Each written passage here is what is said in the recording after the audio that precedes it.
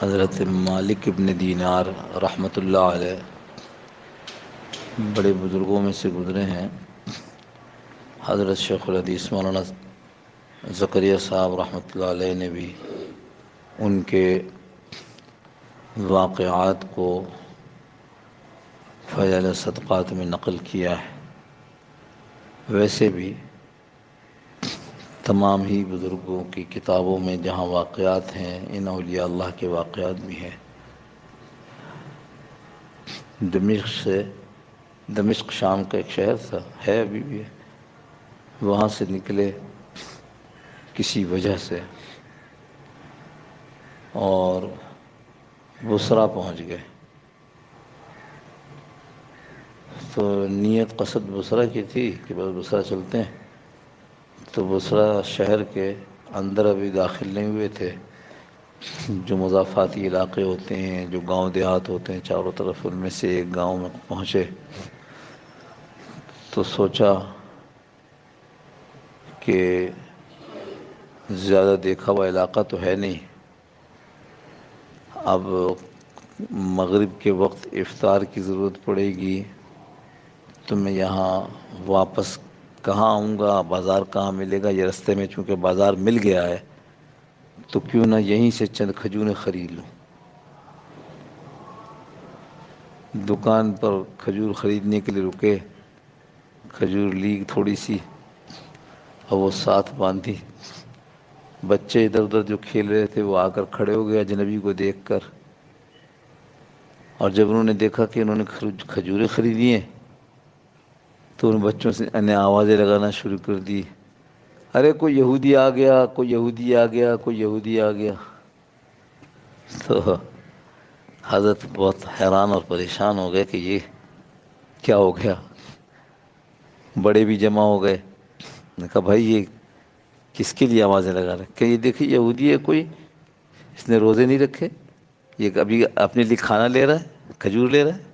اس سمے تو کھجوریں بہت ہوتی ہیں۔ تو فرمانے لگے حضرت مالک ابن دینار رحمۃ اللہ علیہ کہ میں نے تو اس لیے کھجوریں لی ہیں کہ میں رات کو اس سے افطار کروں گا۔ جو وہاں کے بڑے جمع ہوئے تھے انہوں نے کہا بھائی ہمیں معاف کر دینا، اصل میں ہمارے پورے گاؤں میں یہ رواج ہے کہ ہم سارا سال روزے سے رہتے ہیں، اس لیے ان بچوں نے جب آپ کو دیکھا کہ آپ کچھ خریداری کھانے کی چیز پر کھڑے ہوئے ہیں تو ان کو خیال یہ ہوا کہ آپ یہودی ہیں، مسلمان نہیں ہیں۔ ایسے زمانے گزرے ہیں مسلمانوں پر، علاقوں کے علاقے اسلام کی سچی شکل دکھاتے اور اللہ کے عشق میں ہوتے، زبانی کلامی نہیں۔ گرمی کے زمانے کا روزہ، اے اللہ کیوں رکھ رہا ہوں؟ اے اللہ تیرے عشق میں رکھ رہا ہوں، اللہ تجھے راضی کرنے کے لیے رکھ رہا ہوں۔ یہ تو روزے فرض نہیں ہیں پھر بھی رکھتے ہو؟ اللہ بہت ساری غلطیاں گڑبڑیں کی ہیں، اللہ کچھ اچھا بھی کر لینے دیں۔ یہ 9 دن ہیں، ایک دن کا روزہ 1 سال کے روزے کے برابر، جبکہ اگر صرف ذی الحجہ ہی کو سمجھ لو، جو حدیث ہمیشہ یہ چونکہ ہم نے ہر سال یہ سب بیان ہوتا ہے تو ہم نے اس دفعہ اس پر کوئی زیادہ زور نہیں دیا۔ ذی الحجہ کے مہینے کے متعلق جو مشہور معروف حدیث ہے کہ رسول اللہ صلی اللہ تعالی وسلم نے ارشاد فرمایا کہ جو بھی نیک کام کبھی بھی کیا جائے اس میں اتنا ثواب نہیں ملے گا کہ وہی نیک کام ذی الحجہ میں کیا جائے، ذی الحجہ کے 10 دنوں میں کیے جائے۔ تو صحابہ نے اپنی، یعنی اس کو اور سمجھا دوں تھوڑا سا، ہم نے 2 رکعت نفل پڑھی شوال میں، ثواب ملا۔ 2 رکعت نفل پڑھی ذی القعدہ میں، ثواب ملا۔ 2 رکعت نفل پڑھی ذی الحجہ کے پہلے 10 دنوں میں، اس کا ثواب کہیں زیادہ بڑھ گیا۔ اب سمجھ آ گئے؟ 2 روپیہ صدقہ کیا کسی مہینے میں کسی دن میں، لیکن 2 روپیہ صدقہ کیا ذی الحجہ کے پہلے 10 دنوں کے اندر، اس کا ثواب کہیں بڑھ گیا۔ اب سمجھ میں آ گئی نا بات کہ فرق کیا ہے؟ تو صحابہ میں سے کسی نے اپنی تعجب کی وجہ سے پوچھ لیا کہ کوئی آدمی جہاد پر گیا ہو، چونکہ وہاں تو جہاد بہت بڑا عمل تھا، بلکہ وہی ایک ایسا عمل تھا جس میں رسول اللہ صلی اللہ علیہ وسلم نے ساری زندگی کھپا دی۔ جہاد یاد رکھیے گا، جہاد اور قتال ایک چیز نہیں ہے۔ جہاد براڈ چیز ہے، بہت بہت بڑی چیز ہے، جو دعوت سے شروع ہوتی ہے، دعوت سے شروع ہو کر قتال پر ختم ہوتی ہے۔ اس پورے عمل کا نام جہاد ہے۔ کہیں گئے آپ صلی اللہ علیہ وسلم، وہاں جا کر انہوں نے دعوت دی، وہ مسلمان ہو گئے، قتال تو ہوا نہیں، واپس آ گئے۔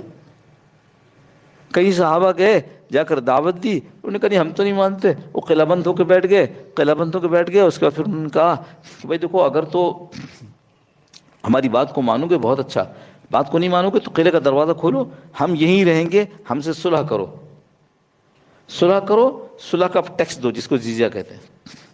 جزیہ کیوں لیتے ہیں؟ اس لیے نہیں کہ ہم اس سے عیاشی کریں گے، اس لیے کہ ہم یہ چاہتے ہیں کہ ہم اس سے اسلحہ خریدیں اور تمہاری حفاظت کریں۔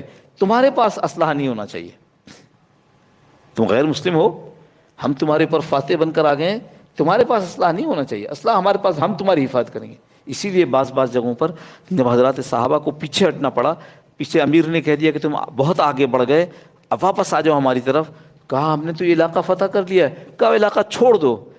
امیر المومنین کا مدینہ منورہ سے حکم ہے کہ اس طرف چلنا ہے، تو علاقہ چھوڑ دیا، پر علاقہ چھوڑنے سے پہلے جو لوگوں سے جزیہ لیا تھا وہ لوگوں کو واپس کیا۔ کہا یہ کیا کرتے ہیں؟ کہا ہم نے تو اس لیے لیا تھا کہ اس کے بدلے ہم تمہاری حفاظت کریں گے، اب ہم جا رہے ہیں، ہم تمہاری حفاظت نہیں کر سکتے، یہ اپنا پیسہ اپنے پاس رکھو۔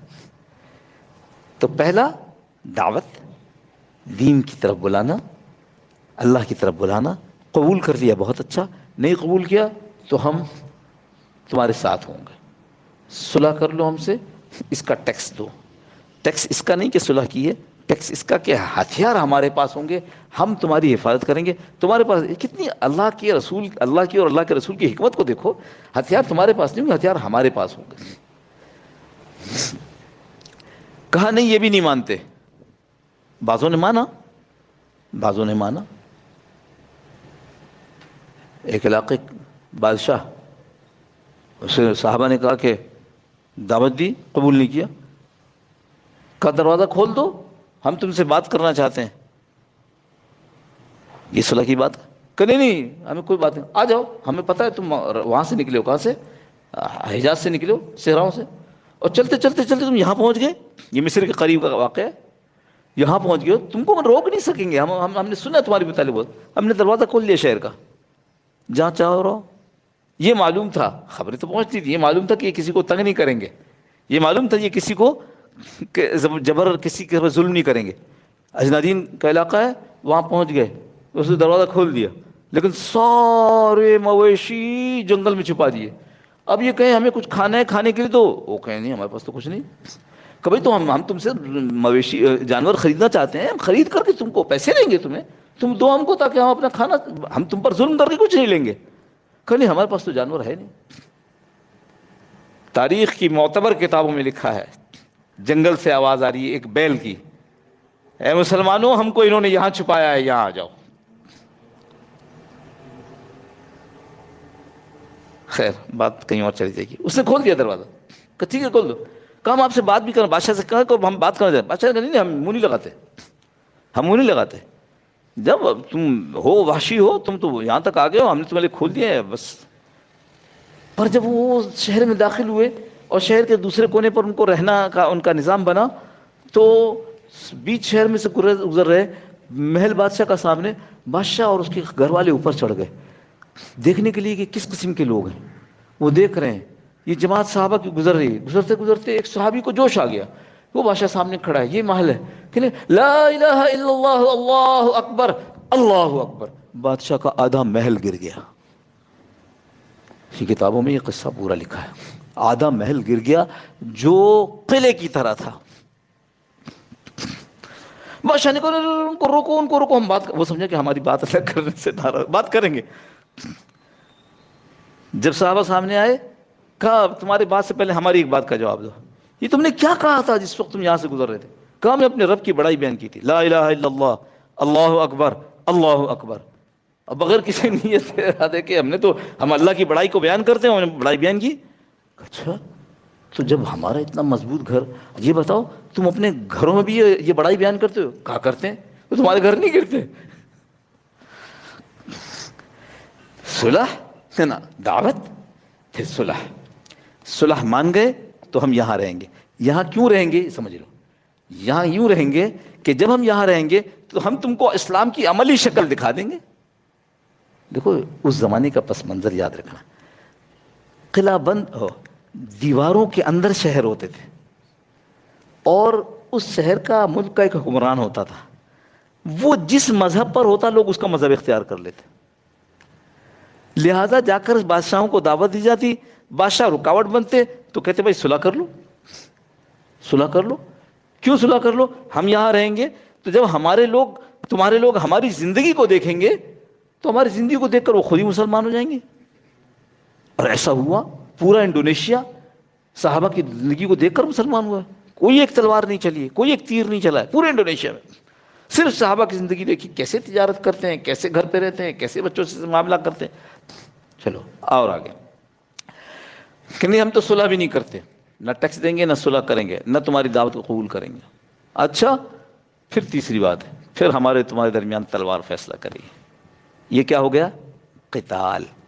دعوت سے شروع ہوا، قتال پر ختم.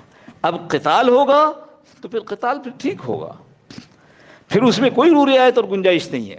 عورتوں کو نہیں ماریں گے، بچوں کو نہیں ماریں گے، ہمارے نبی نے منع کیا. سبز درختوں کو نہیں کاٹیں گے، ہمارے نبی نے منع کیا. تمہاری بات گاؤں کو برباد نہیں کریں گے، ہمارے نبی نے منع کیا. ہم تو تمہارے مردوں کے ساتھ مقابلہ کریں گے. اور یاد رکھنا اگر مردوں کے ساتھ عورتیں مقابلے پہ آ گئیں تو پھر وہ عورتیں ہماری باندھی ہوں گی، پکڑے جانے کے بعد ہماری لونڈی ہوں گی. تمہارے مردوں میں سے جو مر گئے سو مر گئے، جو بچ گئے ان کو ہم قیدی بنائیں گے، وہ ہمارے غلام ہوں گے، پھر ساری زندگی ان کی غلامی ہے. یہ اس زمانے کا دستور تھا، یہ اسلام لے کر کے. تو بات کہیں اور چل رہی تھی. رسول اللہ صلی اللہ تعالی وسلم سے صحابہ نے عرض کیا کہ اللہ کے رسول، جہاد جیسا عمل اگر اس عشرے سے باہر کیا جائے اس کا ثواب بھی اتنا نہیں ہوگا جتنا ان میں عبادات کا ثواب ہوتا ہے. گویا حضرت صلی اللہ علیہ وسلم نے اس پر جو ارشاد فرمایا وہ یہ، ہاں ایک کام ہو سکتا ہے، ایک آدمی ایسے جہاد کے لیے نکلے کہ اپنا پورا مال ساتھ لے لے اور جہاد میں نکل جائے، اور پھر اپنے گھر نہ مال لائے نہ جان لائے، وہیں شہید ہے. تب تو اس بات کا امکان ہے کہ اس کو ثواب اتنا مل جائے گا. تو اس میں ایک غلط فہمی جاتی تھا، سمجھا دوں کہ وہ جہاد جو اس عشرے سے باہر کیا، لیکن اب یہی جہاد اس عشرے کے اندر کریں گے پھر اس کا درجہ بلند ہو جائے گا. اب سمجھ گئے؟ فرمایا یہ ایسا عشرہ ہے، اس لیے بعض علماء میں اختلاف ہوا، بلکہ بڑے بڑے علماء میں اختلاف ہوا ہے، اس پر بحث مباحثے ہوئے ہیں، اس پہ کتابیں لکھی گئی ہیں کہ رمضان کا آخر عشرہ وہ افضل ہے یا ذی الحجہ کا پہلا عشرہ افضل. اس پہ اختلاف ہے، فیصلہ نہیں ہو سکا ہے.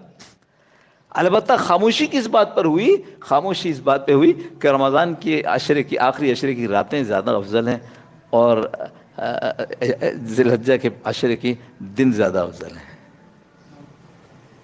تو اب بتاؤ ایسا زبردست عشرہ آیا ہوا ہے، اس کو ہاتھ سے جانے نہ دینا. جتنی چھوٹی چھوٹی بڑی بڑی چیزیں کر سکتے ہیں کرتے ہیں، کوئی ایک وقت ہمارا ذکر کے بغیر نہ ہو. سب سے آسان ہے استغفار کرے، اس سے بھی آسان ہے درود شریف پڑھے، اس میں گناہ خود معاف ہوتے رہتے. ایک درود پڑھا، ایک درجہ بلند ہوا، ایک گناہ معاف ہوا، ایک نیکی مل گئی. درود شریف سب سے چھوٹا کیا ہے؟ صلی اللہ علی النبی الامی. صلی اللہ علی محمد بھی کہہ سکتے، صلی اللہ علیہ وسلم بھی کہہ سکتے، لیکن چھوٹا درود جو حضرات جو بزرگوں نے درود لکھے ہیں حدیث میں آتے ہیں، ان میں سب سے چھوٹا درود حدیث میں صلی اللہ علی النبی الامی. کتنا وقت لگا؟ یہاں سے اٹھتے اٹھتے صلی اللہ علیہ نبی الامی، صلی اللہ علیہ نبی الامی، صلی اللہ علیہ نبی، تین اٹھتے اٹھتے پڑھ لیا. تو یہ عشرے کے اندر بس کمائی کرو.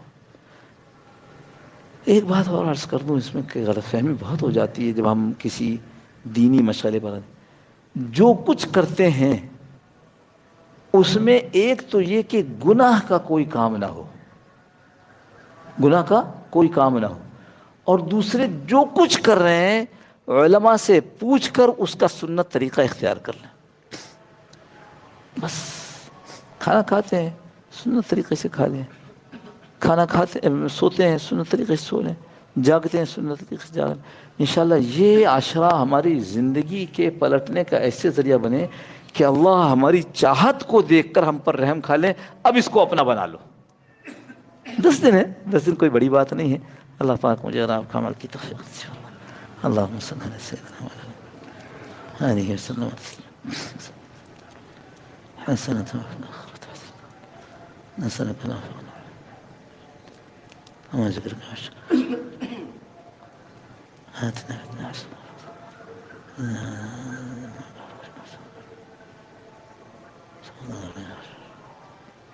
وصلى الله تعالى على خير خلقه محمد وآله وصحبه أجمعين برحمتك يا أرحم الراحمين. جزاكم الله خير. السلام عليكم.